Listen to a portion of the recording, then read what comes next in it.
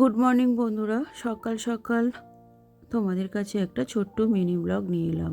ঠান্ডা কিন্তু এখন বেশ পড়েছে, আর এই ঠান্ডা যতই পড়ুক না কেন আমার কিন্তু বেশ ভালো লাগে।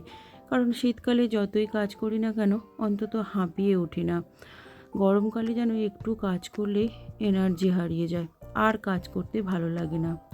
সকালবেলা মেয়েদের যা কাজ, সকাল সকাল ঘুম থেকে উঠে মুখে একটু ক্রিম লাগিয়ে নিলাম, যেহেতু শীতকাল হাত মুখ তো বেশ চড়চড় করে। তারপরে বর আর ছেলে বেরোবে, তাদের জন্য চলে এলাম টিফিন বানাতে। আজ বানাবো রুটি আর আলু ভাজা। আলু ভাজাটা এদিকে আমি বসিয়ে দিয়েছি।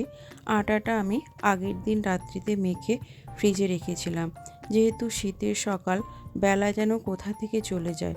গরমকাল হলে সকালবেলায় আটা মাখি, কিন্তু যেহেতু শীতকাল তাই রাত্রিবেলা মেখে ফ্রিজে রেখেছিলাম। ওটা বার করে একটু থেসে নিয়ে রুটিটা বানিয়ে দেবো। শীতকালে বেলা যেন চটপট চলে যায়, এই একটা সমস্যা শীতকালে পোহাতে হয়। না হলে কাজবাজ করতে কিন্তু আমার শীতকালে বেশ ভালো লাগে। এদিকে আলু ভাজাটাও আমার হয়ে গেল। রুটিগুলো বেলে সেঁকে নেব।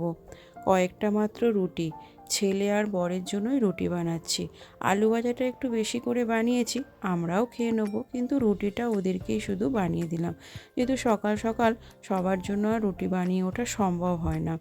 এদিকে ওরা বেরিয়ে যাওয়ার পর হাত দিলাম সংসারের কাজে।